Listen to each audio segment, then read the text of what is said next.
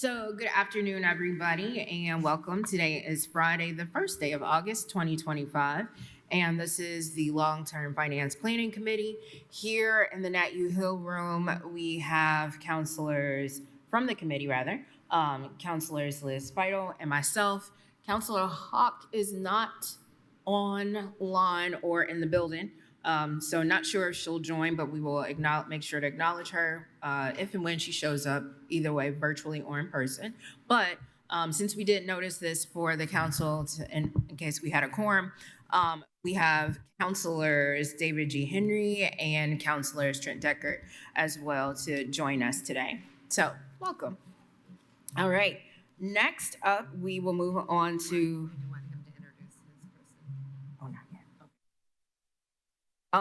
So next up, we will get up to the adoption of agenda.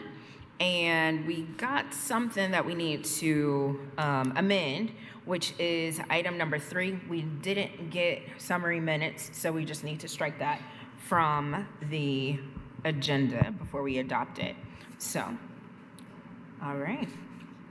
And so I will just ask, since it's just you and me, Liz, today, to adopt today's agenda, removing item number 3, which is approval of summary minutes. So moved. Okay. All those in favor of adopting today's agenda as amended signify by saying aye. Aye. Thank you very much. Next up, we will move on into fresh into the Nat U Hill room is Counselor Marty Hawk. Welcome. Hello. All right. So next up, we have on the agenda is item number 4, which is the self-insurance item. And so I am going to look at Mr. Greg Garritis, and you can also introduce your guest that is here with you as we go through this. Welcome. Thank you. Hello. And good afternoon. Good and afternoon. I have Trent with us from our office also here today. So, or Tate, I'm sorry. I called him Trent. Trent, I'm sorry. Since you showed up, you kind of, I was like, okay, Trent's on my head. So Tate is from our office. So we have worked with, and I believe the auditor's office passed out a sheet. And what we, is that correct, Bree? On the, do they have the sheet that you sent us? Everybody should have received that. Okay. And so where we're setting up. But not in print, is that right? Not in print. When was that sent? So I can find mine. Yeah, and I'm Print sorry. some copies, okay? Thank you. I don't have a copy either. Trent and David wouldn't probably. I think we could all use a copy. I'd like to advocate for that. Or I do have.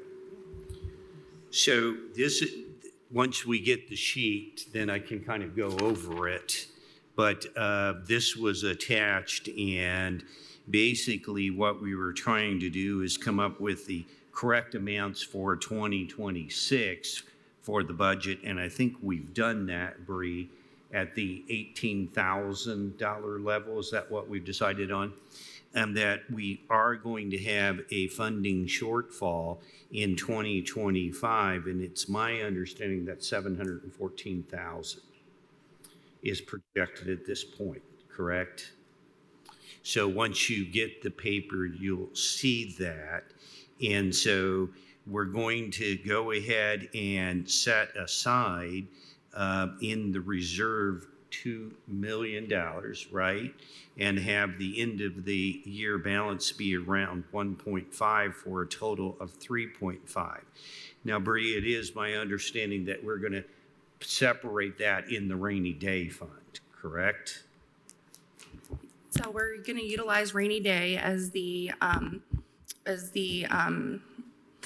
surplus fund for self-insurance rather than have a separate reserve fund. Yeah. And again, we have a separate reserve fund in other counties, and it's just a matter of when I see the State Board of Accounts face to face, because they seem to be very busy, that we'll talk about that more because it is allowed. And I think the State Board of Accounts kind of wrote back an email, and was giving you financial guidance, but there's reasons on why we make certain findings. And remember, it's not only for today, but it's just what this committee's all about, the future, okay? And the ratings, and being able to tell the ratings agency as we do future bond issues, you know, that we're awesome and we're staying awesome. And so that's what it's all about. So I think that's kind of where we're at, unless there's something else, Bree. Sure.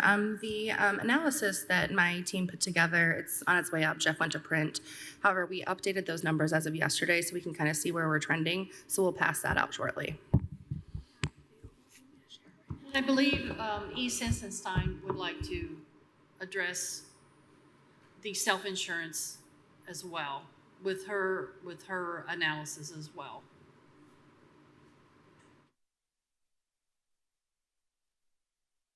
Hi, thanks. So I just wanted to let you all know, so Angie and I met with our liaisons, and we had this conversation about self-insurance, how it works, kind of what the funding is looking like for next year. We agree with Bree's analysis and what that looks like, but we just wanted to offer, if you have any questions about how any of it works. I shared some information with you about how self-insurance works. We have a consultant as well that helps us manage the insurance for the county, and so they've put together some numbers about what the trends are looking like. So we've got an aging population of employees. Those are the majority of our claims costs. Medical and drug spending over the past few years has increased. And so that's some of the information that we've shared with you. Also, we got some questions about, like, how many people are on our plan, what's the age of the employees, the average age on the plan, some of those things. So we do have our folks from Apex here today. If you have specific questions about the plan, I think Angie and I just wanted you all to know that this is something we monitor very closely, and that we are trying to provide the best options for us to keep those costs low while still giving really good health insurance to employees. Thank you. I'll open it up to the committee first to see if anybody has any questions about this item here. And then, of course, the other two counselors that have joined us as well, if you all have any questions. Anybody?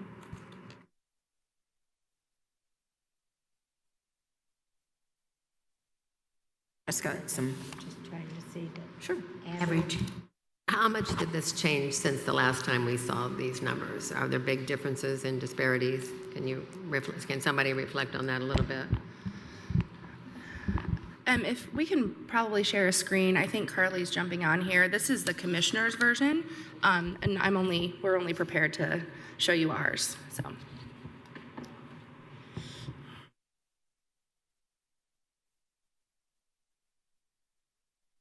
I guess maybe a question might be, are there any surprises based on new information we're talking about now?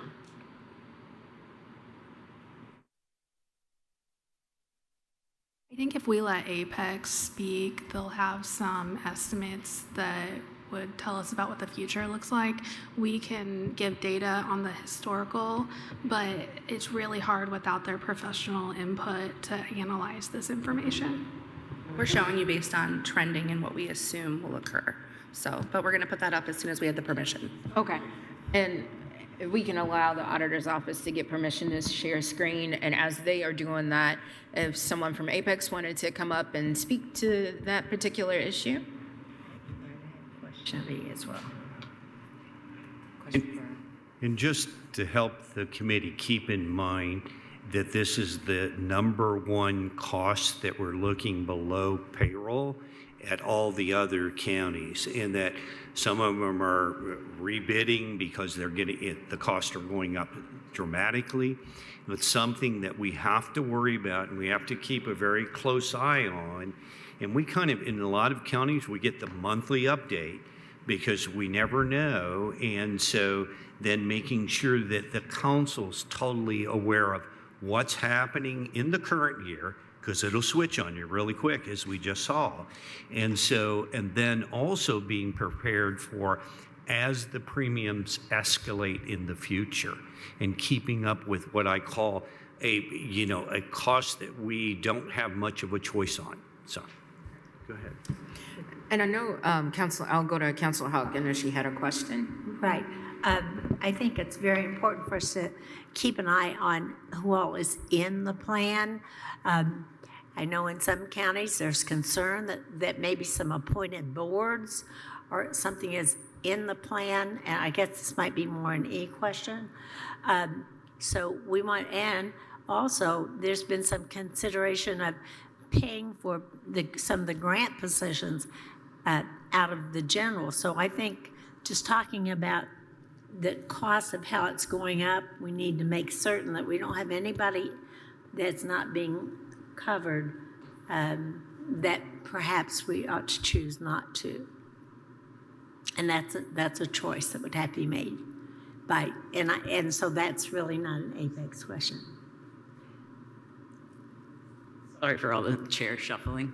So I'll kind of address, I think, what Marty's saying first, and your question too about surprises. I don't think there's anything that we can see currently that is a surprise to us. What happens in kind of our involvement with Apex is they do run reports monthly, and they're sending those to us. But sometimes those are a little bit delayed because after the month ends, they're reviewing that information. They're letting us know who are some high cost claimants that we see on the plan and how long we're expecting that claim to continue to accrue costs and what that looks like. It depends on the type of situation an employee or their family member is going through. And so we do monitor that.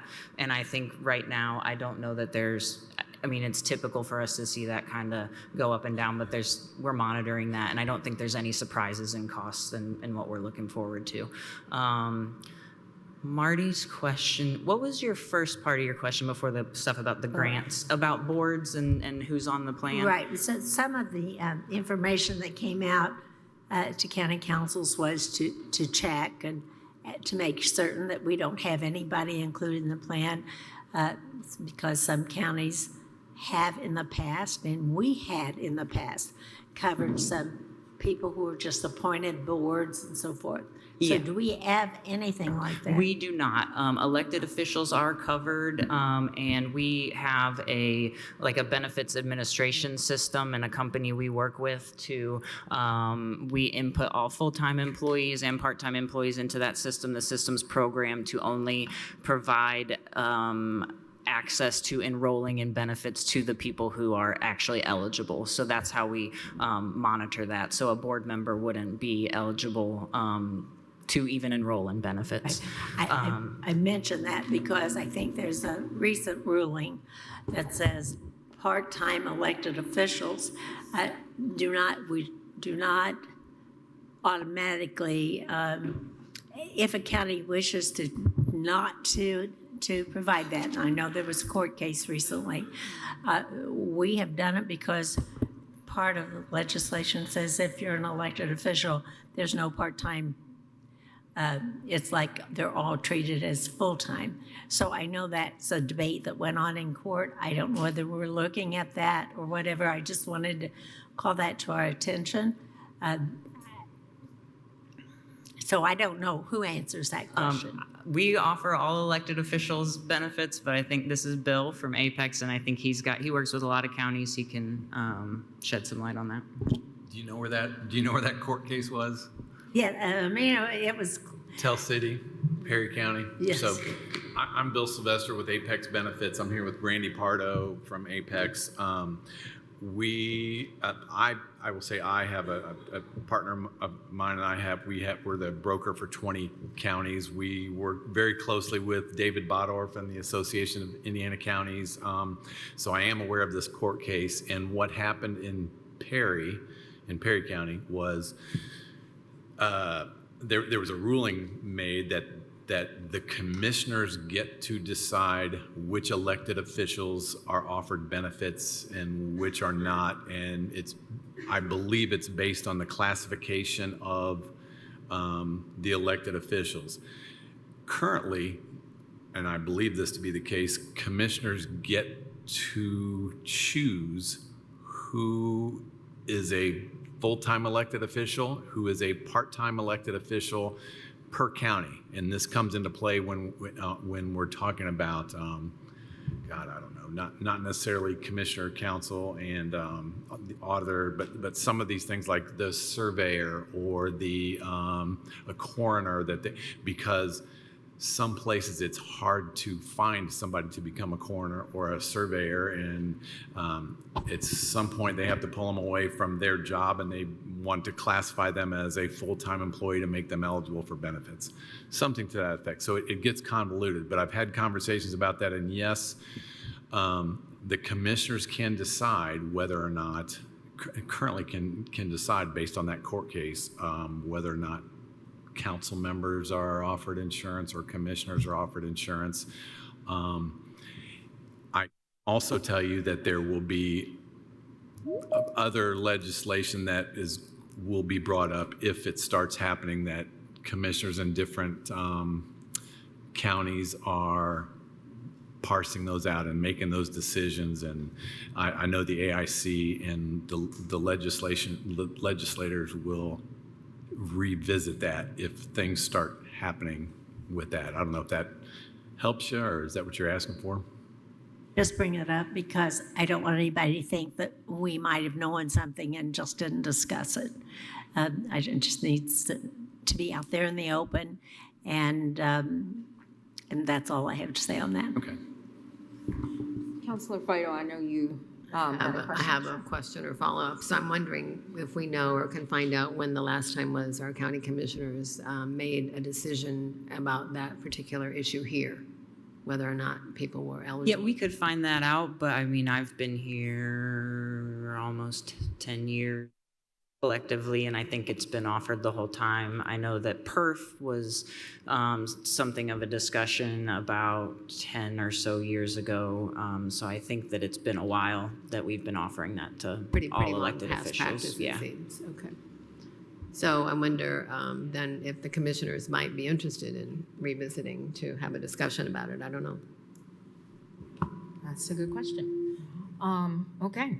Now, I wanted to pin it back to the auditor's office, since they were able to share their screen. Thank you.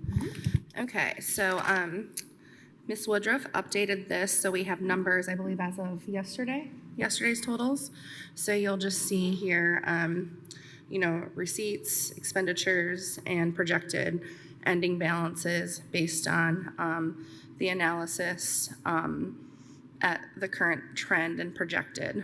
And then I think what you have up right now is showing the $18,000 budgeted per position. However, there's been some talk between where we want to end the year at a $1.5 million cash balance. So in my opinion, I believe the understanding is one or the other, right? We could reduce the cost per position if we were to do an additional appropriation to have that healthy end of the year balance.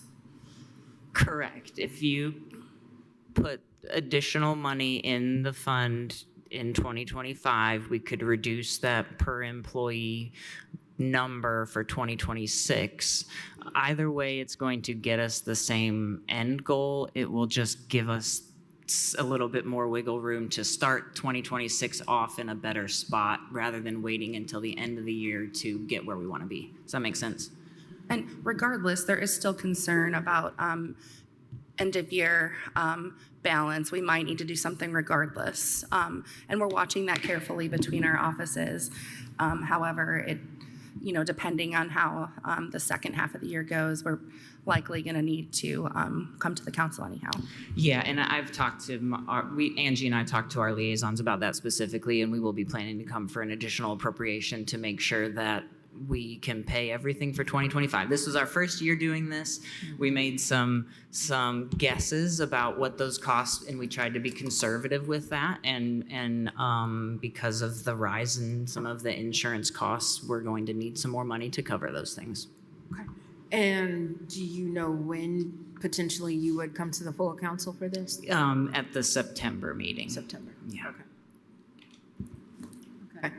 And did your numbers include, I know part of the direction that came out was that some of the grant funds were going to be paid through your office, and it looked like it might be coming from county general. Those are all things that I think we need to take a look at, because as we accept grants, we expect the grants to cover the expenses.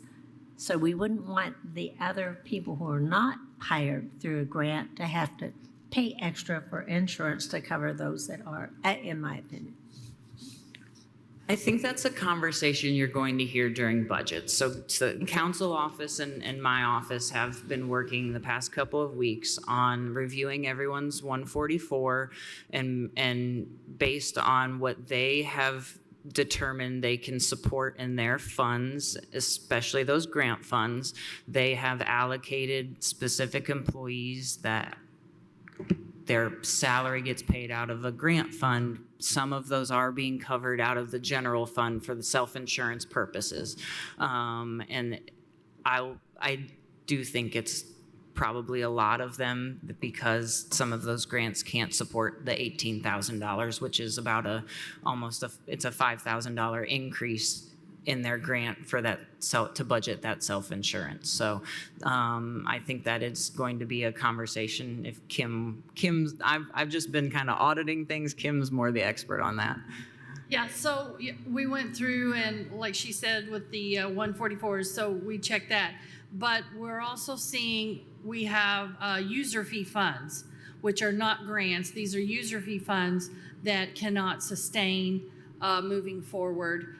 So they have shifted their self-insurance over into their general funds as well. But in order to be able to keep the salaries of the user fee employees within that user fee fund. So we'll see that as well.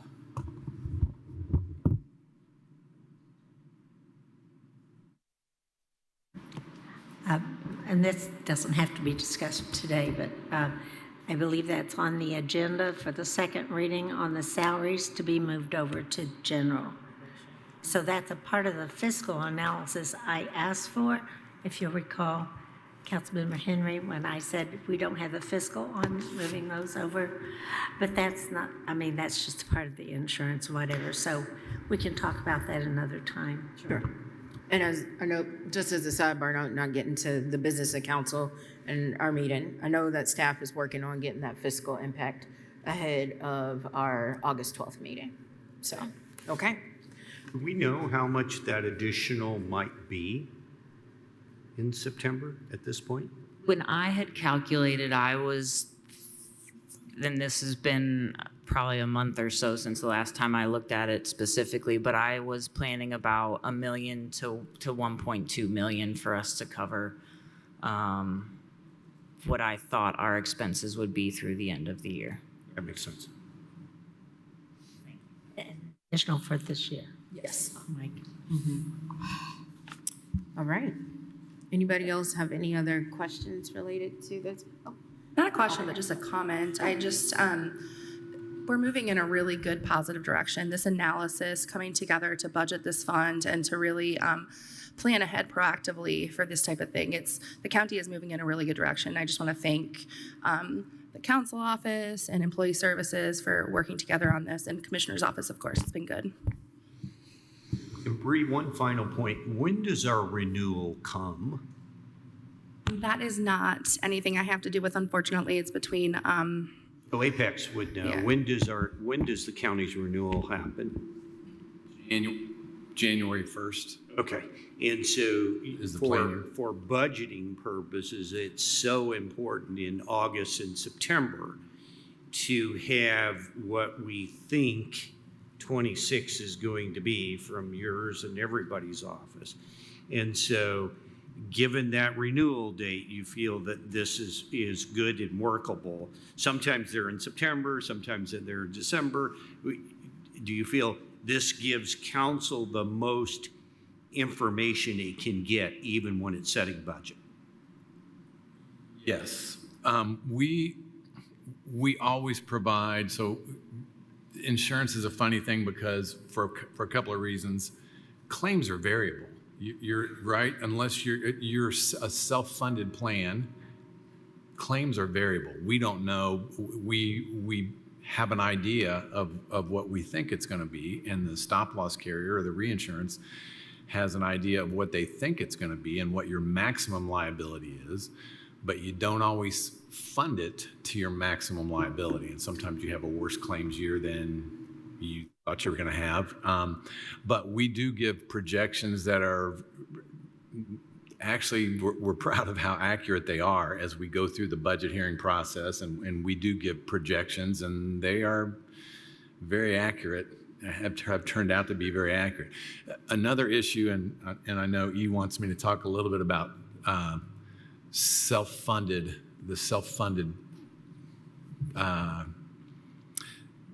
plans, but because when you're self-funded, you really are the insurance company. You pay for admin, you pay for reinsurance or stop loss that caps your liability, right? And then you pay the claims.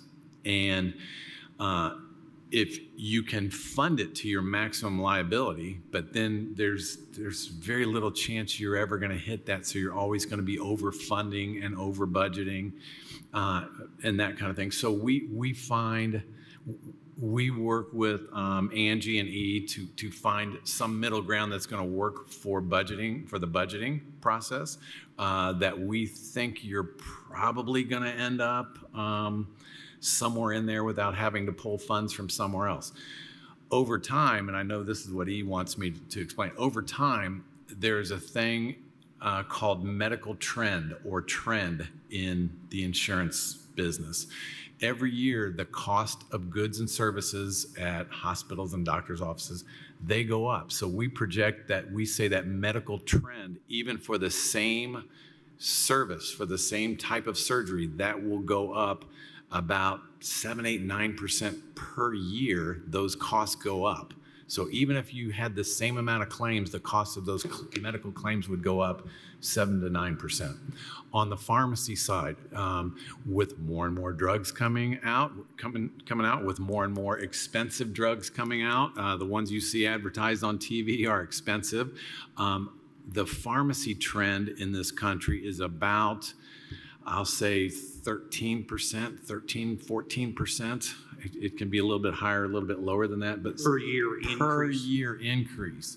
So as there's a balancing act between human resources and insurance and what you're trying to do with your budget and the limited funds that you have. And so we try to work within your budgetary needs and what the actual costs are. And as you try to keep your costs for your employees the same, so that it doesn't look like they're getting a pay cut because their insurance goes up, all of those things play a factor as we come to these budget hearings and so on and so forth. So over time, 5 or 6 years of not increasing what you are charging the departments in the county for the employer portion, all of 5 years of trying not to increase what the employees are also paying. At some point, that number becomes a little, as much as we're accurate and we know what the range of your cost is going to be. At some point, it gets to where you gotta reevaluate and put some more funds in there. And I think that's where we're at. Yeah, and the last thing I will say about this, thank you for letting us share just a bit more context. But over the past few years, we have kept that increase to employees' insurance premiums at about 3%, which, our salaries have not gone up a lot and those things. So we've tried to keep things so that it's not dipping into what employees are having to pay, and then they're also experiencing increased costs in other ways. And so that has been a reason why this fund has been losing money essentially. And so this year we're going to right the ship, as we keep saying, and so there's a lot of factors to that. But part of what Apex does is they figure out what those insurance premiums need to be to cover our costs. And all things considered, for this plan only, none of our other plans are increasing or have any changes, but just for the health insurance plan, we've already have those numbers, and it's going to be about 11.7% of an increase. And just for us, for future planning, we just need to look at things. We've been trying to keep things low for employees, but we'll need to take what Bill is saying into consideration and be able to plan that out a little bit more long term, so that we are having a little bit more of an increase to employees because of those rising costs, just to those premiums, to make sure that we're covering everything. All right. Thank you very much. That was a lot of food for thought. And thank you for everybody involved in putting together this and giving us this healthy discussion. Last part in any, yes.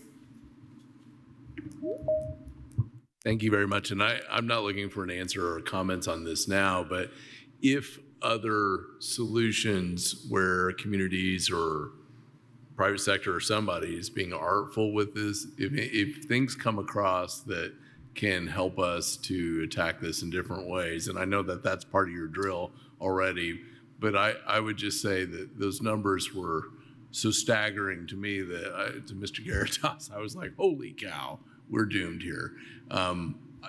Never hesitate to come and have that conversation, I think, with the council, because my gosh, that's pretty staggering. We didn't get into this part, but that's part of what our clinic does, is helps us reduce those costs to the claims that are coming through by doing preventative care, catching things early, doing all of that stuff. There's a cost to run the clinic, but we feel like there's a return on that investment that's keeping some of those larger claims down. And we have a new partner within the last year that we're working with, and we have come up with several things that we are being more creative when we're trying to identify what are our high costs, what are some of the things we're seeing a lot, and how can we reduce those things running through the plan. So we're working on that. All right. Thank you very much. Appreciate that. Thank you for joining us. Next up on our agenda today is item number 5, which is the review of the 2026 department budget request. And I'll turn it back over to Mr. Garitas. Is this something they just had?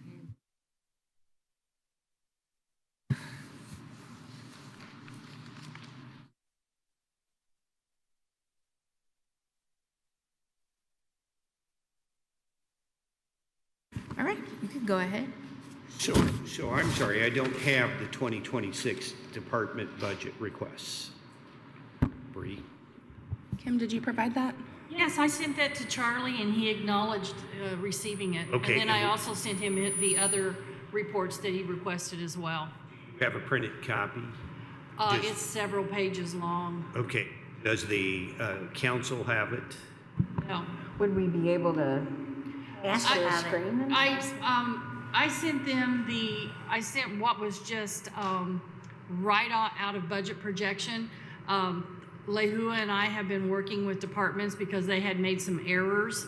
So I had not given it to the council yet because it is currently still incorrect.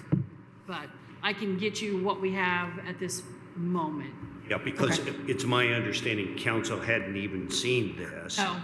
And so maybe this was a little early, and I know last time we talked about not talking about the budget here, so I was a little confused by this agenda item. I'd love to help you, but it's too early. That's exactly why I said that. Why what'd you say? Well, I had said, why are we meeting on this before we even have our budget numbers if we're going to talk about the budget?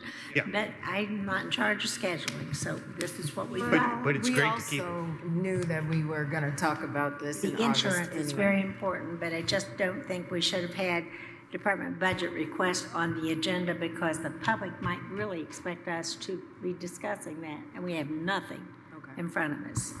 I recall a different conversation, but that's neither here nor there. So, okay. So, Michelle, I guess at this point we can just kind of move on since we don't have this information. Okay, all right. So sorry for anybody that thought that we would have a discussion on that. Apologies. All right, moving on, because this is something that I know that we all are very near and dear about, is item number 6, which is the review of the edit and bond capacity numbers.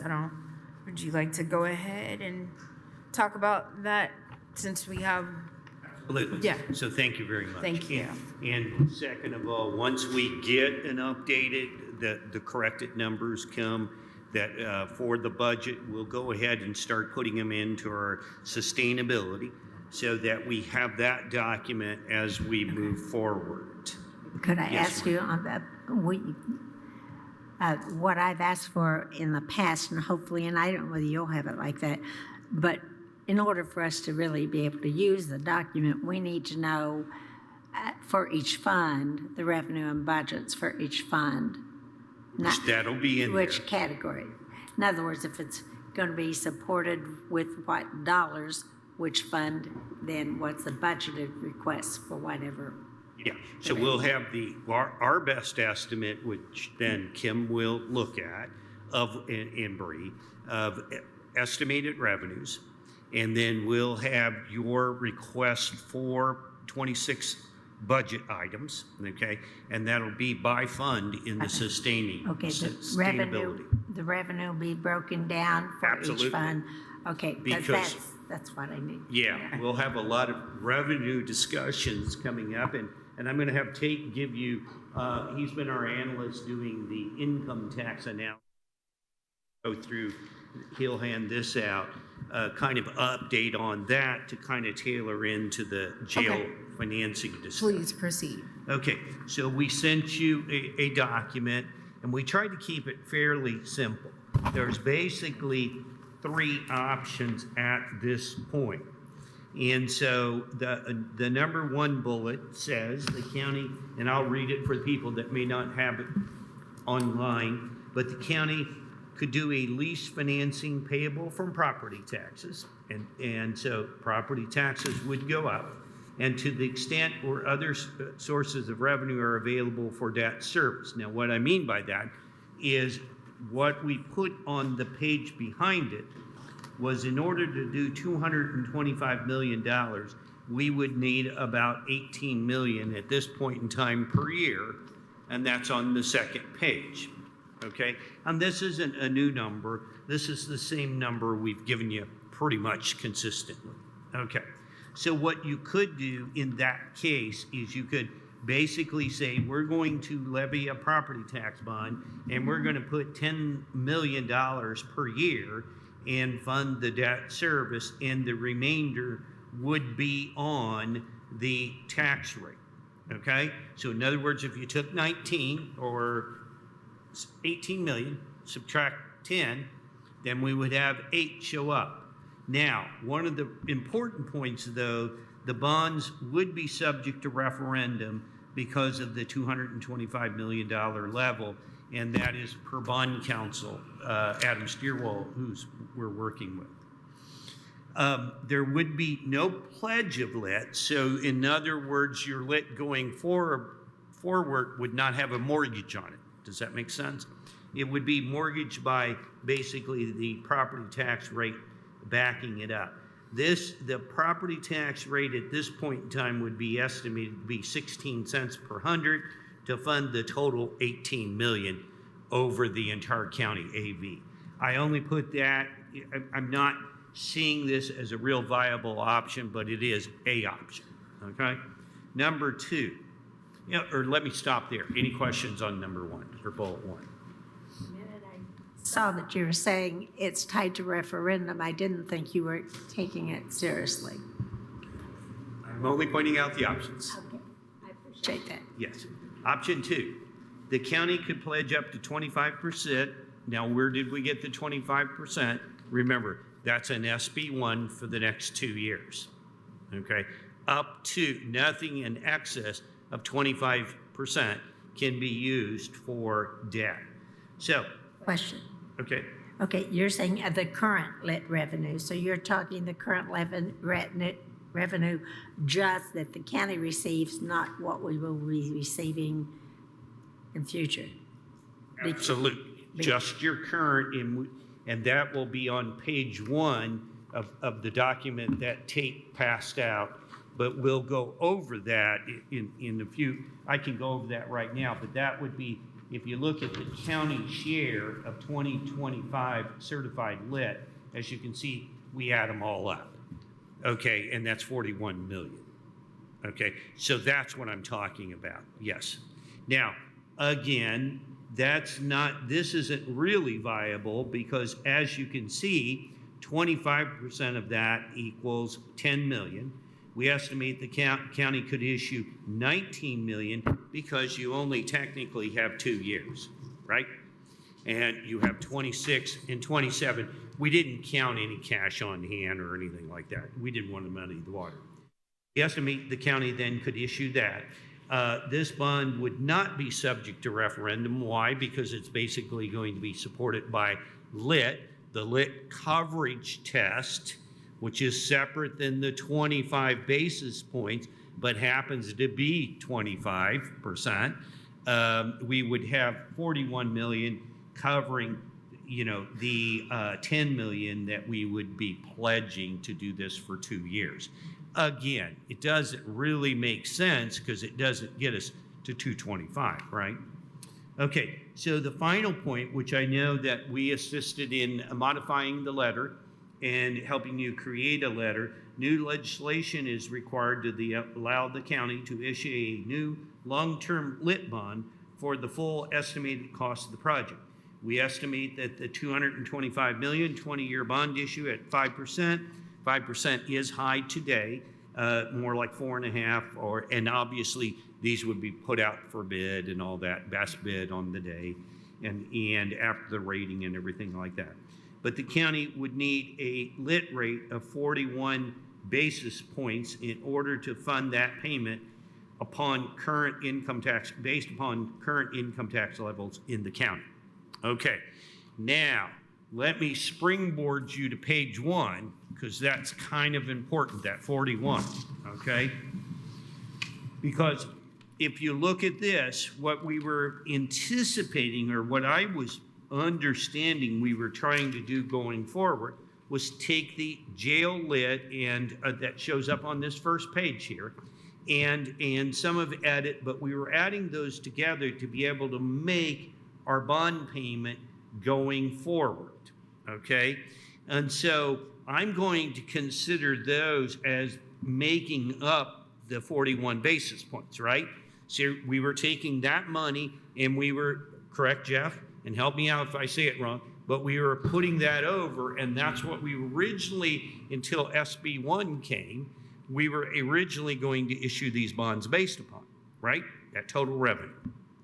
For the jail, as well as economic development. Yes, I think it was basically taking on both, right, Jeff? Right. Yes. Okay, now I want to point you up to the top part of the section here, which is the maximum lit rate that's authorized. Notice we put on the very front page as of July 1. Okay, we said maybe you should pick 24 font or 30 font, put that in there. Because what I'm going to tell you is, I know this is going to change next year. The lit may be divvying up, or the different components. He who gets 1.2, I just expect it to change. We did ask that, had that question asked at one of the recent legislative conferences a week ago, and the answer was, yeah, the lit is going to have to change some, okay? So I feel certain change is continuing to come, okay? So that's where my favorite saying is, stay tuned. Okay, so now in light of that, this 1.2, if you notice over on the right, the estimated minimum future lit is 0.95. That is a little higher than some of my average counties. Why is it? Because it's including this debt, right? And so we would expect it to be. because not everybody is floating at $225 million bond issue. And so, to do that, then we would, our enactment rate, if we were sitting here in 2 years, okay, in July of 27, and we were like hashing out what is our new lit rate going to be, well, it would have to be a minimum of 0.95. And, most counties are saying, well, why wouldn't I be at 1.2? If I have to enact it, I might as well enact it to the max. That is not being decided here. I'm only telling you what I'm hearing out on the street in many, many other counties. But the 0.95 gets you awful close to the 1.20 as we go forward. And keep in mind, Trent, that 10% increase that we heard in insurance is $1 million a year. Your growth quotient, it is my understanding that MLGQ, the growth quotient, is probably going away and going away permanently and probably going to be 0 for 27. Right. Okay? So right now, remember, it's 4 basis points, or it was it was going to be 4%, 4%. And I told you half of that, if not more than half of that, is going away as a result of the new $300 credit. I explained that the last meeting, and that you'll all be seeing on your bill for this year. And so this will be important, or coming up, and this will be important because you will have less revenue from that growth quotient. Do not count on a 4% growth quotient other than what we get made up because of the past that we're trying to make up. So that's very, very important to understand, and this gets us really close. But I think we also, what this analysis does is shows us if we had to go today and we were here 2 years from now, basically we'd go at a minimum of 0.95 to be able to do all we want to do. But, keep in mind, if the growth quotient goes away and we cap our lit at 1.20, the long-term committee, finance committee, will have a huge amount of work to do, because the answer will be there will be no other revenues. So we got a couple of questions. Yes, Marty. Oh, did you see Marty's hand up? Hey, but Marty goes first. She's on the Okay, committee. yeah, council. She's council. What? And I will take control of it. So, yep, you go ahead and then we'll bounce over there. Okay. What I had looked at, and tell me how far off I can be. We know that the legislation also says that that the county council can put in up to 1.2 for a municipality that had a lower population, and that the county could use, and I read 2 different ways.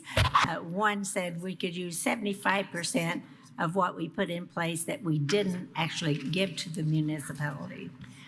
The other one just said you could use what the difference would be. When we know the only municipality we have here that would qualify for that would be Steinsville. And of course, we're never going to put in place a property tax across the board for every county taxpayer to put in as much to cover Steinsville as they're going to cover all of county operations.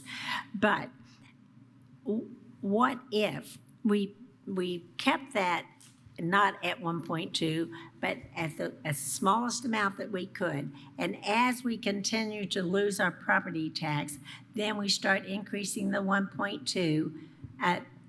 And then when we knew that the 1.2 was not going to cover our loss from property tax, because property tax is going to go down, then we could go to that other 1.2 if that's still in place. I hope they don't change that. And then we could go to that to start making up the difference of the property tax so that we're not hitting the taxpayer with all of it at once. It would be added. So let me respond. One goes down, the other one would go up. Right. So you've got it. Okay. You understand it. And that would be basically a flight path that you could take. Some people will say, well, and by the way, we did put that on page 6. Oh, of is it our on there? I analysis. haven't seen it We yet. show Steinsville, and it's more than enough for them. And so we do show the 75, 25. What I suspect is that maybe the 1.2 will change. Remember, the 75%, the county could keep up to 75% on page 6, is a enticement for the county council to do it for the town, okay? Or in some cases, towns, but here, one town we've got. So I suspect that is one of them that will change. I also showed you in the past, the math doesn't work when you start adding all these components, so look for that to be a possible change, okay? You don't But think you've got it right. We could use that as our way to combat inflationary increases in our budget in the future. So that we're not hitting that taxpayer while they're still paying that higher property tax, because they're. Remember, I showed you the graphs. It's going off in 2030. And so we would enact our first one in 2028, and then you could look at making changes in the future. Yeah. And So- also something in that letter that said, we have to do something because we have to vote on it again every year. Legislation says the state, even if we didn't put anything in there, which of course we will, but let's say if we didn't, for 2028, the state said they will put in a rate to cover our debt. So we've got to make sure that we don't think that we can just not cover the debt because the state will force it. We always pay debt. And I've had that discussion with some of the people from the state, and they understand that. And I think they actually may even put that in there, that it will. We are actually, I've asked Representative Thompson, we're doing a $55 million bond issue for Hendricks County for a road, and we're doing it to complete Ronald Reagan. And I've actually asked Representative Thompson to be on the call with us, and he has accepted. And so if this comes up about future bond payments coming from lit, I think we'll get a satisfactory answer that the state would make sure that happens. Okay. So that's protection for Monroe County as we go forward, if that's the case. Okay. So. Now, I know I want to make sure everybody has an ample opportunity to get in and ask questions. I thought somebody's hand was up over there. I just wanted to make sure I understood the estimated minimum. And it looks to me, and I'm looking at the sheet, that it's essentially what we're currently receiving because we expect the edit in the corrections tax to be utilized pretty much completely for the debt issuance. Is that, I just want to make sure that I've got that. Your answer is yes. Right. Absolutely. I just wanted to make sure I understood. Keep in mind also, Jeff, you'll notice the footnote, we use the most recent that we do know of income. And so we would expect the income to be different in a couple years. Hopefully better. I expect to know next year's estimates in a couple weeks, so I get that we've got some information coming. So kind of pulling it back to the jail financing then, what we tried to look at is kind of where we would go here if we would proceed. But still, at this point, we are up against a brick wall unless we chose option 1, which would be the only one we could do at this point in time and get the whole. And option 3 or bullet 3, we are working on, it's my understanding. And so, Jeff, I know there's a future meeting coming up with council and commissioners. Is there anything on this that you think we need to cover further? Oh, I think there's a whole lot of things we need to cover further, but I'm not sure I could. I think this is going to be an ongoing back and forth for a while to try to. So it's my understanding. So option 3 obviously has something to do with the letter, and I'm sure you are privy to the conversation that the commissioners have given to council in terms of this letter. And I know there's a lot of feelings and lots of opinions regarding what to do with this letter, whether it is too early too late. Maybe key players are not involved, maybe too many people. There's a lot of opinions, if you will, just with probably us alone. Oh. So with that being said, because you mentioned Representative Jeff Thompson, what is your take on, is there something that we can do here in Monroe County? Like, will the state, do you believe, because I remember you mentioned this earlier at a couple of LTF meetings a while back, is there any hope that the state will listen in particular to us here in Monroe County, considering that other counties have other issues with other projects, such as what you mentioned? Could this be alleviated by the State House right now? I think there's a possibility. I think everybody is more than happy to willing to listen to every county, and there's some of the legislators have said that point blank. They want to hear from everybody. I think there is a little bit of concern that maybe we went too far too fast here, even though we haven't gone there yet, right? We're going there in July of 27. That maybe it's too far too fast and maybe the system wasn't that broke. I heard some traction being gained there. Okay, so I think they want to hear everybody's concern. That's why I proposed you put together the letter. And in my opinion, the sooner the better, because guess what? They're going to be coming back in March, and it'll be a short session. And so, I think you should always get your points out. And we're right in the middle of this project. It's not like we just started this project. And so right now, without help, it's my belief we're kind of stopped here for a year or more. So are there any key points that you feel ahead, because that meeting is next Friday, the 8th at noon. Are there any key points that you think in particular that we should be highlighting to help us potentially alleviate the problem that our friends up in Indianapolis helped us create? I think that the number one concern will be the level of the project. And so you've got to make sure this is the right level of the project that we're going with.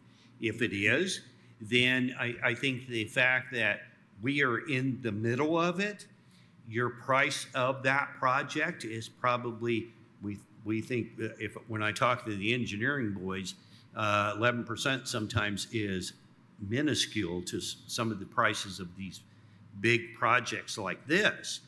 And so if the price of the project keeps going up around 10%, we may not catch up.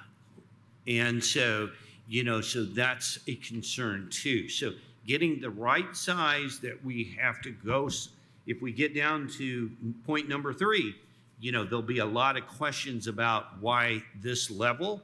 And so we've got to really make sure, and not that you don't have it documented, but we want it documented. And then we also have to explain well why we chose this route. And obviously the other two don't work. Yeah, because referendum, we already have 2 that we're doing through right now. And I don't know if but because of a referendum, because of the new laws, technically, if we were to do this, I'm not a fan of it at all, I'll just be honest.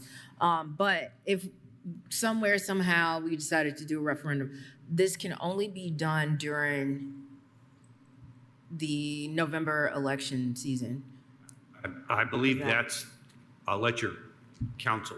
That's my understanding, is that was one of the legislative changes. Okay. I'll open it up. Councilor Henry. Thank you, Madam President. I don't know what we call you here, It's fine. Jen. Sure. All right. So picking up on that, though, from the last meeting we had, it wasn't the referendum that it's just once a year. It's that after so many, there's a cooling off year, right? So even if we did the referendum, we'd have to skip a few before we go back. Is that correct? Yeah, you can't have a referendum, I don't believe, each and every year. All right. Now, how does that affect the annual review of the bonds by council, which is what we think are one of the defects in the legislation that we have to keep reviewing every year the offering. So what we had recommended on the GO, if we did the GO, and what we're doing in other counties, is that we're making them, and I think I spoke to this the last meeting, we would make that GO be 5.5 years. Okay, we could still do it as long as we're not paying it back shorter than 5 years.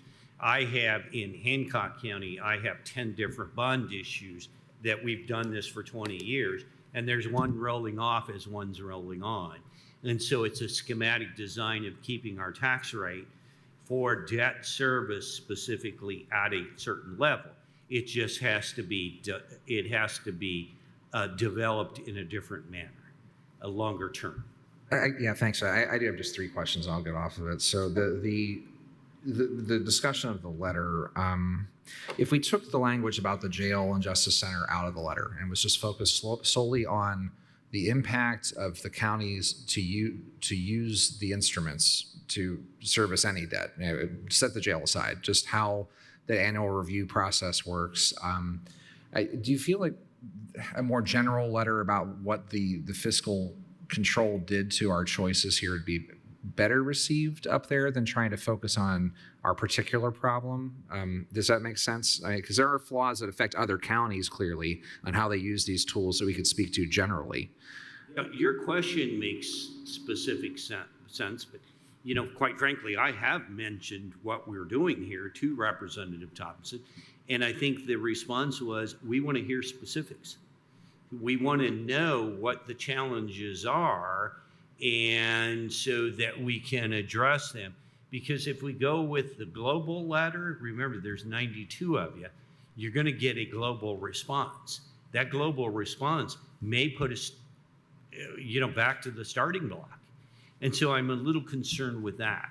Maybe I'll ask it differently. So is there any risk in your view to our bond rating if we have to keep voting on what we offer every year? Again, causing uncertainty in the investment if we keep it. Again, I think it will be voting on the total rate, not the bond portion.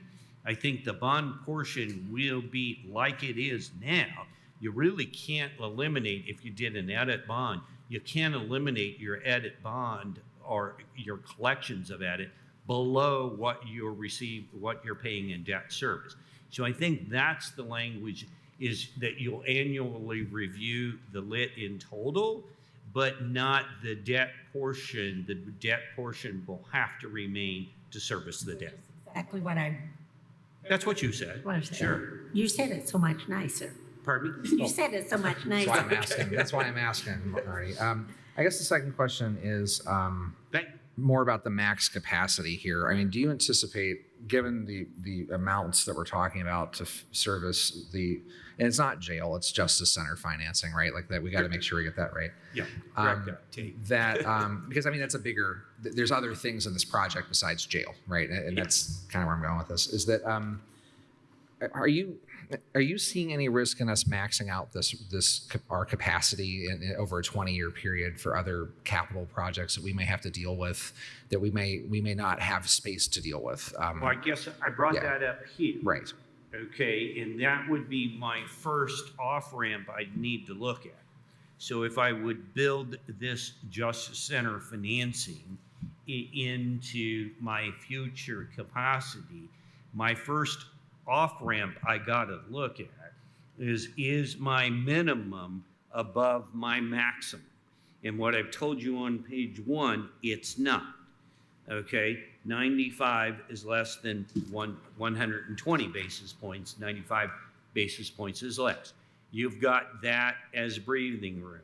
Now, we did not factor in annual growth of income, but I will also tell you, I shared with you one time in Hamilton County where it went down 10% because the rich and famous did not get, and I call them that, I'm sorry, that's what's up there. Their bonus income went down $1 billion. That drove their adjusted gross income. Now, that drove it down. We've seen adjusted gross income go down in other counties. And, you know, I had a girl, when we had our office here, we went back to 1992 and got the microfiche on income. There's been times where income goes down. So that's the other one, David, I wanted to kind of, you know, I want to make you aware of, is income could go down. Would it go down $1 billion in Monroe County? No. Okay. Remember, you got the most stable employer you can have. I do the same thing when I'm working up in Tippecanoe County. We got Purdue University. That's how we sell it to the rating agency. Same thing here. You're more than likely, your employer is not leaving town. Matter of fact, I show what Purdue was 1832 when it was established. I say our largest employer has been around a while. I mean, you're touching a nerve here right now. Pardon me? As you may know, you're touching a nerve here about decisions Yeah, I made was across the about street. to I'm happy say, to defer back to the chair on that Yeah, one. But I no, was- thank you for entertaining those yeah. questions. But Jen, you want to pick that up? But the It is unstable at Indiana University right now, to say the least. But yeah, I'm not gonna go there. Counselor Hawk. Yes, which absolutely brings us to the point of making sure all council, all commissioners, people in planning department understand that if we want to see that stable employment stay here, we have to quit sending them to other counties because they can't afford to live here. Yep. We need to provide opportunities so that we can have our employment base be here, so that income that we're counting on stays here. I know I beat that drum all the time. I want us all to do that so that it never loses the importance of making those decisions. And I've gone around for many, many years, and I call it smart economic growth. Smart economic growth is now, it's changed the picture, isn't necessarily AV. It's good quality, high-paying jobs.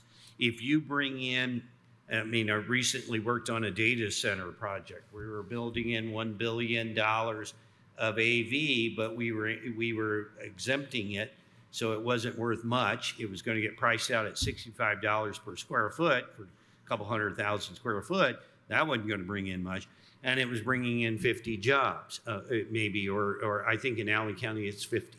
And so they were high priced, but that's not a lot of jobs per square foot or for that. We got to have really good jobs so adjusted gross income grows and hopefully outpaces, that will outpace our growth in our health insurance or stay up with it. And that's what I call smart economic growth. Our plan's got to be bring in as much employment or adjusted gross income as we can get. Yeah. That means from the private sector, we can't make it up just by hiring more people for the county government and paying them more. That doesn't work. But if we're going to hire more people, let's concentrate on hiring people who are committed to living here in Monroe County.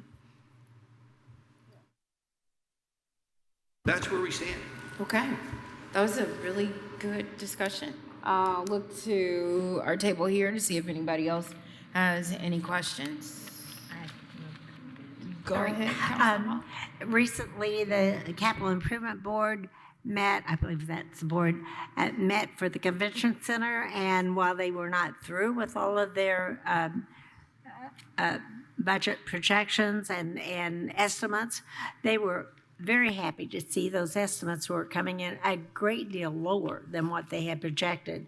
And that being the case, it's another major project here in the county, and it would seem to me we might see some reduction in what we thought the projected cost of the jail would be. I just think that is something we need to recognize, that we shouldn't just expect that these costs are going to go up as much as what perhaps we would have thought a couple months ago. Just Okay. All right. Well, we appreciate. No, we got one more. Thank you very much. Your discussion and answers have answered some of the muddy areas of information that I needed to kind of help me in the next few weeks as we do what we do. One of the things that you said resonated with me a little bit in kind of reading between the lines is that at least there is some cognition up with our friends in Indianapolis that they understand that perhaps some of what they have done has been cutting the nail a little bit too far into the quick and might need some redressing. I am very worried that a disconnect between what we have to do, goods and services, here on the ground has not been a message that has fully been understood in all of that. And that could be in a million different ways. But I think about what we heard earlier on those healthcare costs, the pharmacy costs, and I'm laughing a little bit in my head and reflecting on as a kid, as a county employee kid, we had no vision care, literally no vision care. And as I'm in here struggling with my readers today, and I'm more grateful that we now offer that, just the knowledge that we need, that counties are doing more things than they've ever had to do. As Councilor Hawk said very well, they have to also grow to fund those needs. And you can't do in 2025 what you were funded to do in 1982. And so I'm hopeful, and I'll keep working on it, but that reason towards offering those services, it is hard to cut dollars from anything because I've never met a department head, I never met an elected official or anyone in a counter that made the case that they were doing their job awfully, or the other person on the other side of that counter that they didn't need that service. And I feel like we're going to hit a mess of that. I think David had said before, an experiment like Kansas, but I'm worried that some of this has gone too far, and I'm hopeful that there might be some optimism on a multitude of fronts. So thank you for what you've shared with us. Sure. I know Councilor Hawk has one question, and I realized Councilor Iverson wasn't able to attend due to him being out of town, and he did have a question that he submitted that I wanted to ask related to correctional tax, because it's no surprise our community is very much invested in this justice conversation, whether, to build, not to build. That is the $1 million question that we are continuing to have right now. And what do we do with that type of thing? And so it looks like his question was, we found out last year that the correctional tax could also be used as a way of doing some type of rehabilitation center as well instead of, let me rephrase. We found out last year during the conversation when we were trying to implement the tax that we could also use this as a rehab center, a rehabilitation center. And I think what he's thinking of in terms of like substance use, mental health type of thing. Is there a certain percentage of this correctional tax that can be, or that is allocated specifically for that? Or is that up to the council to determine that? Jeff, I believe the one you enacted does not have the 25% attached to it, which the early versions did. So I believe it is available 100%. And that's my understanding, and it's been a while since I looked at it, but that was my memory. And in fact, we're doing that in other places, in actually even jail navigators and things like that. So, yeah. Thank you. And then Councilor Hawk, and then we can move on. Well, the only thing I would add about that, I know that there was a discussion about how much of the total lit that we were receiving now, and they were including the special purpose tax, which we know is used for a youth shelter and so forth. I don't know who thought that we could, but I think if you'll review that legislation that's set in place, that special purpose tax, I do not think that you would be allowed to use it for the jail costs unless you plan to build a juvenile jail, which I don't think that's our plan. But I mean, if anybody who wants to think we can include that in the total projected revenue of our lit, I hope you'll review the legislation. That's one thing. The other thing I want to talk about long-term planning is that and I don't know how many other counties this is hitting, but we all know that the revenue coming into the highway department is not growing as much as one would hope, simply because it's tied to that gas tax, and that's tied to the number of gallons and not to how much a gas actually costs. But because of that, now our highway fund is no longer sustainable in order to cover the administrative costs. Have you already heard that problem from Monroe County? I understand it's like 1.4 million that is being discussed to move from the highway funds over into county general and move all the administrative costs over to county general, leaving the money in the highway so that there's money to cover highway, and leave all the union folks or in the other funds. So let me speak to, so the highway funds that I've been reviewing on city and county level, we're coming up, Bree, with the Form 2 revenues. We're not increasing it at all. So we're seeing it pretty much be the same. So I'm agreeing it's not growing, it's not going down yet, but it's at best holding its own. We have put together a preliminary sustainability, but I don't have your 26 numbers.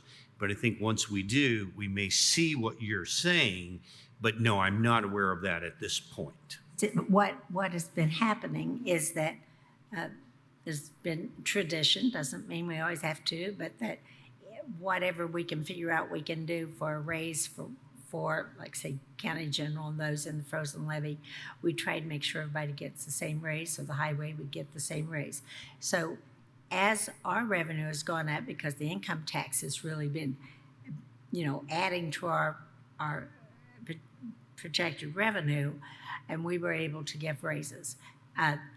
So then the highway was giving raises, but it also was reducing the amount of money left to go pave the roads or to fix the potholes. And so that cannot continue, because that's what we have the highway department. So while they were just, even though it might look like it's sustainable, it just, what it's doing is reducing the amount of money to actually do the filling the potholes. So there's been meetings here about what to do, and Trent's been in the meetings. I think most of us are aware that some adjustments are going to have to be made, and long-term, how much of that will come out of our property tax general fund.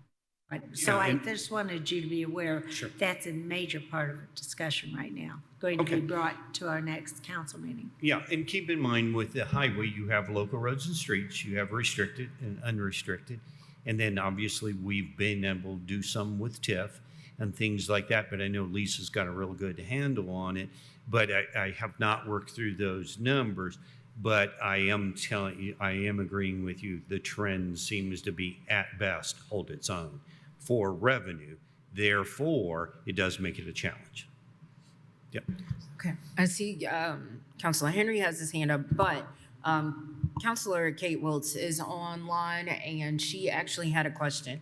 And she should be able to unmute and answer or ask her question. So Councilor Wiltz, are you able to unmute? Yes, I think so. Can you hear me? Yes. And we can see you. Thank you. Thank you. I actually just had a question about something I thought I heard Mr. Garitas say when we were discussing the letter to the legislature. And I believe, and please correct me if I'm wrong, that you said that we needed to, before we send any letter, really think about if this project is the scope that we want. I'm not sure if that was the exact wording. And if that is what you said, could you maybe tell me a little bit more specifically what you think we should be considering about the project itself before we would ask about financing? Sure, and I guess I did kind of put that into the context of the letter, but I know you've vetted it quite a bit, and I think the commissioners have a plan and we have a number. And what I'm saying is there, as we go forward with any type of new legislation, there'll be lots of questions on that. So my point would be just be prepared for that.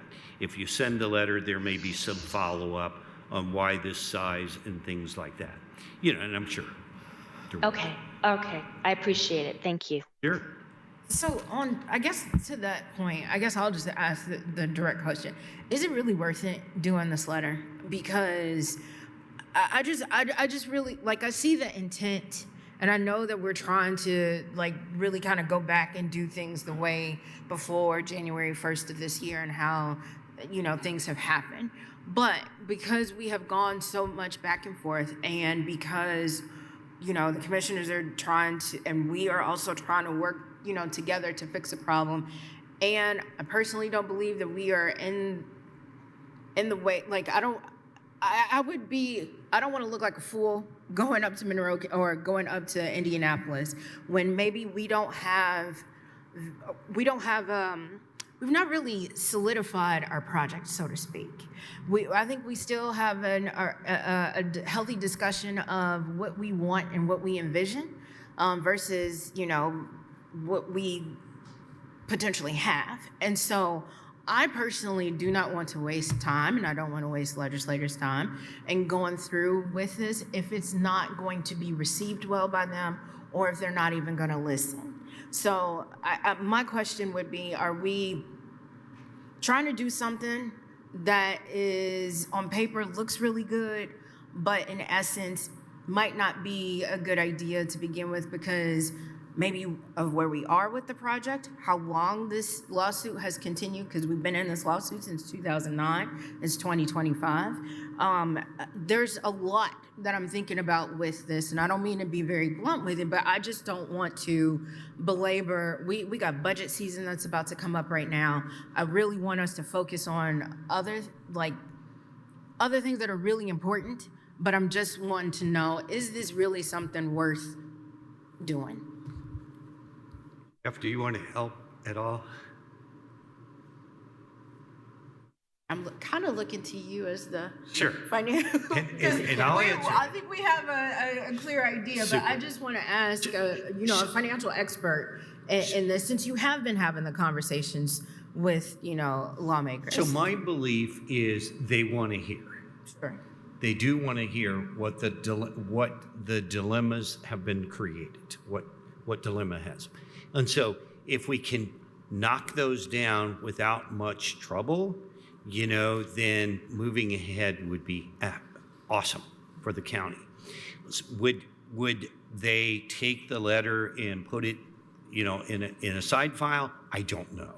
I would not know. They have indicated they'd like to hear the issues. Even the Association of County Councils and County Commissioners have said if you'd let your people know, where the concerns are, then when we come to round two, which will come very, very quick here, it might be able to be corrected. So I feel I see light at the end of the tunnel. I feel the legislators all want to hear how they can help. And I guess I take that as that they'd love to help if they could. So. Well, and shouldn't that be something where, like, AIC, like, comes into play and really have all the counties really starting to talk in a group with AIC, because there are other projects that are happening that could also be affected by this, and, one band, one sound all together? It's another okay. You could take, or an additional avenue okay. you could take. But I'm 100% behind the Association of Counties. And now keep in mind that, sometimes there's 92 widgets. And remember, I've been around for at least a month or two on all of this. I've heard a lot of, we've had to enact this specific legislation to cover everybody. Well, that might not work for our situation here. So that's why I thought the letter was important just to point out. Okay, I appreciate that. Thank you. And I'll go to Councilor Henry. Yeah, thank you. I'll keep it really brief. I appreciate all the comments that we've gotten around this today, and Councilor Wiltz joining today, because I think what I was aiming at with my line of questioning was a concern about the conservation of resources for other things, like Councilor Hawk had mentioned about highway deficit, or Councilor Deckard mentioned about health insurance. The use of the ED lit as decided last year in light of SEA1 changes a little bit, in terms of how we use those resources we have and whether or not we're maxing out our capacity on the project as proposed. And so it has my attention, and I think Councilor Crossley bringing up the alternative use for correction lit is interesting. Councilor Decker's talked about fire and EMS services in past sessions of council that has our attention locally. And that's where my heartburn is today, about just how much county capacity we're committing to one concept that was really, sketched out prior to SEA1, and now we're in this different world, and how we get there. And so I guess that has my attention as we're trying to sort through this. And I'd also say too, thanks for the work in that you've provided solutions to a proposed $227 million project. The question about the scope is really important at this point in light of everything. And thanks. There's no question there. So I just wanted to make sure I didn't miss any. Yeah, got it. But well said. Maybe. I'll go to. I have just a basic question. Are other counties writing letters?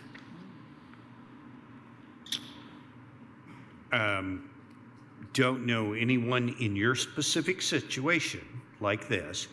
And I told you, in the middle of Hendricks County's $50 million project, we found a way to work it out within the confines of what we're doing now. Roads are different than buildings, and your bond counsel will tell you that. And so and we're making sure that there's no assumed pitfall by the rating agency.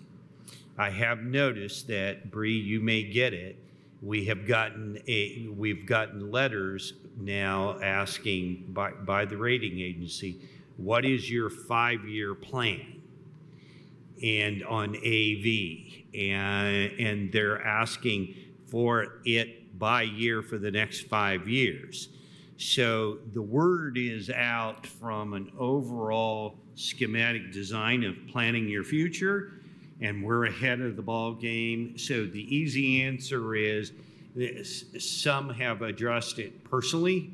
Hendricks County, we had Representative Thompson show up and understand where we're coming from with the project and things like that. So, but he's from Hendricks County. So other situations I'm not aware of. So, but you're very, very unique where you stand with this project and what you were trying to achieve, and we all know that. So, And then wrap it up with Councilor Hawk. Right, just as a reminder for those of you who might have listened to the meeting with the transportation, the city, that the revenue they would be seeking is under that third non-municipal civil taxing units. And we know that they're going to be vying for the same dollar amount. The library's going to need part of the money out of there. We might want to, at some point in time, where the revenue for property tax goes down, we might need to add to the solid waste. And that also includes all the townships, some of which are already concerned. So I think we need to, when we first looked at that, maybe none of you were surprised, but I guess I just didn't think about that limited transit. But they're looking at needing a big, huge chunk. So whether or not we could, I think there was a thought that we might only put 0.10 in that instead of the 0.20, because we're tied to 1.7 in total. And I'm just not, I just think, 2.7, I think. what? 1.7 on that part? What Gotcha. just meant, did I get 1.2, and then you add everything in, you can't do more than 1.7, but you can do a little less in each one, so that you have a total of 1.7. Okay, so I'm just saying, just for your long-term planning as well, that you recognize that Bloomington Transit appears to think they need a huge chunk out there. Very important, thank you. And that's what we tried to go ahead and spell out some of the other units in here. Page 1 is the most concerned. But, Marty, I know we talked about the 75 basis points and we put the other units in here. Just where we are as of July 1, because I guarantee you, we'll take this document and we'll have another one, and it'll be interesting to compare. What is a final date for which the Income Tax Council, which is in place right now, until mid-2027, right? Or whenever that changes. We'll be doing it in July of 27. Okay, so a change could be made between now and what date that one of those taxes could be changed. I keep thinking the city will probably want to increase the economic development tax, even though it would just change the revenue for like a year and a half or whatever the difference would be. What is the deadline for them to notify the other units for them to even do that? That was August 1. Okay, so we haven't heard that, so it's too late for them to do that. It is too I'm late not for that. encouraging them to do that, by the way. I'm just wondering. Unless they sent I've seen LaGrange County send it out January We'd have to 1. check on that, because technically it's the Income Tax Council that makes the changes. And I think all the people who would be affected by edit are on the Income Tax Council. So I know that provision is there, and my memory is it's specifically there for people who aren't on the income tax or aren't on the decision-making body to get notice for it. So I'd have to look at the statute to see if it would apply to edit in the way that we're talking about. But typically it's August 1st. If you have to give notice to all the effective taxing units. Because we're in that unique situation where all the effective taxing units for edit are on the Income Tax Council, that I don't know how that plays. August 1, subject to your check. Yeah. So I think nobody's talked about the library. Love the library here, the public library. Oh. So the last I heard, they were short quite a few hundreds of thousands. And as far as I understand, they'll be cutting back their evening programming time available. So they used to be open till 9 p.m. As I understand it, they'll be open till 7. So that cuts out a whole lot of community time at the library for residents and organizations to do the kinds of things that we're used to them doing in this community. So it's not just transit, it's just not the library, it's just not one thing. It's a whole big picture issue here for each community. Oh, and very much for schools. Yes, and too. schools, on the whole big picture, townships, everything, the whole litany of entities that are impacted. So it's, not just one thing. Totally agree. Mm-hmm. Well, and your famous words, you always say stay tuned. So I guess we'll stay tuned with a lot of different things. And I thank you all for coming and everybody for putting this together. But without further ado, we are adjourned. Thank you. Thank you very much.